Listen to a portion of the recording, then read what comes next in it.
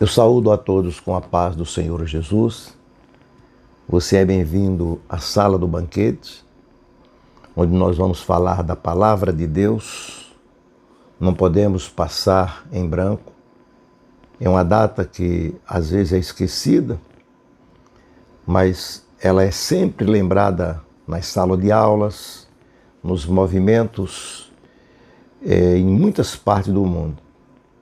Hoje completam-se 51 anos na cidade de Washington, a cidade de Nova York e Portland.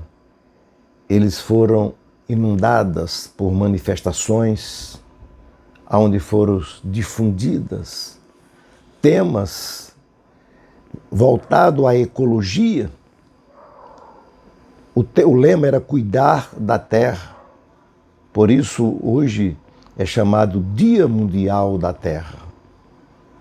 No dia 22 de abril de 1970, o ativista americano, que também era senador, o Guy Rodonelson, ele, através de um protesto, ele reivindicava a proteção ambiental e elaborou ali vários temas: a poluição, o desmatamento, a destruição do meio ambiente e o famoso efeito estufa.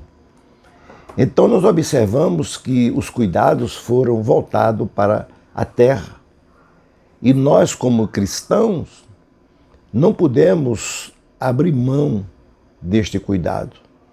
Mesmo que tenha movimentos que tratam a terra como uma deusa, como é o movimento da nova era, mas que nós, como cristãos, devemos lutar para mantê-la com menos contaminação do que já acontece. Porque, mesmo com todos os nossos esforços, sabemos nitidamente que o destino da Terra não mudará. Porém, isso não dá o direito a ninguém de não cuidar do nosso habitat. Desde o rompimento da comunhão dos nossos primeiros pais, a terra foi alcançada pela maldição do pecado. E em Gênesis capítulo 3, versículo 17, Deus disse para o primeiro casal, ou para Adão, que era o líder, disse: maldita é a terra por causa de ti. É por causa do pecado que o homem amaldiçoa a terra, com o seu descuido, com a sua ganância, com a sua forma de se comportar. Observamos hoje o desafio onde guardar tantos lixos eletrônicos, lixos espaciais, lixos hospitalares, e onde vamos armazenar? Mesmo que haja muita incineração, mas a demanda é maior do que o consumo.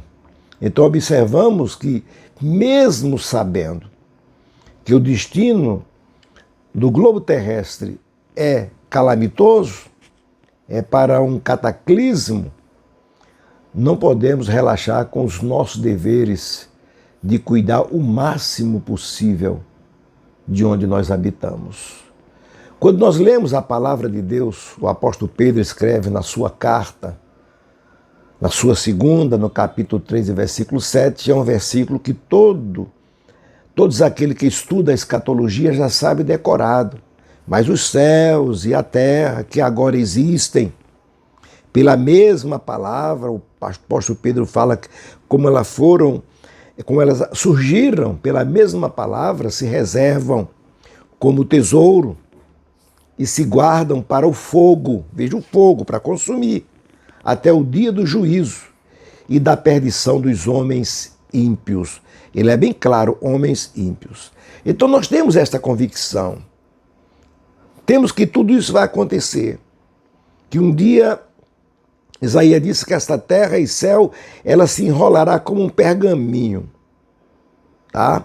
E o fogo vai consumir todas as obras praticadas pelo homem, que foi atraída pelo pecado. temos convicção disso. Porém, há um alento muito importante para nós, que neste período a igreja não vai estar aqui. Você que faz parte da igreja, nós que fazemos parte da igreja, que formamos o corpo de Cristo, não vamos estar aqui. Há aqueles que lutam, que discutem, que querem provar que vai estar aqui, que fiquem. Eles têm toda a liberdade de escolha. Porém, os fiéis que crêem na palavra de Deus não vai ficar aqui. Porque o nosso parâmetro, mesmo diante de todas essas confusões, de todas essas calamidades que irão surgir, o nosso parâmetro, no entanto, não pode ser a maldição humana. Não. Se já está ruim, eu vou contaminar. Não. Mas devemos esmerar-se na bênção divina para a terra. Porque na narrativa da criação, lá em Gênesis, temos duas expressões brilhantes faladas por Deus. E é várias vezes aplicada à obra geral. A primeira, ele aplica na obra geral. Deus viu que tudo ficou bom. Ele fez, agradou-se e viu que tudo ficou ótimo, bom. A outra expressão é utilizada no contexto da criação dos seres vivos. E os humanos estão inclusos, quando diz assim, Deus os abençoou. Então, meus queridos irmãos, devemos aceitar a bênção divina e recusar a maldição humana. Devemos não nos contentarmos com aquilo que nós vimos e observamos. Quantas vezes na estrada você vê pessoas que são tidas como intelectuais, jogam latas de cerveja, refrigerante, canudinho, papéis e não pensam no transtorno que irá acontecer. Então, observamos que o estrago já foi feito. O estrago está sendo feito.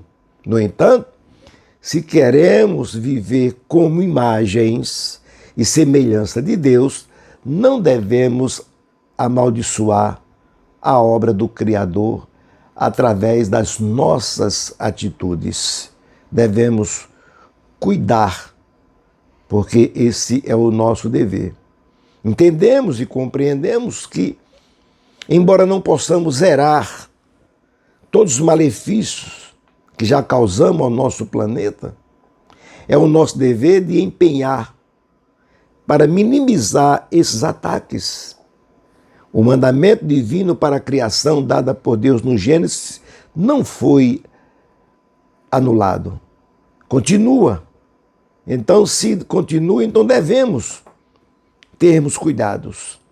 Deus renova ao longo da Bíblia o cuidado que devemos ter com toda a sua obra, que inclui o ser humano, que inclui os animais e que inclui o meio ambiente, a nossa terra, o nosso planeta, a rua, o bairro onde você vive.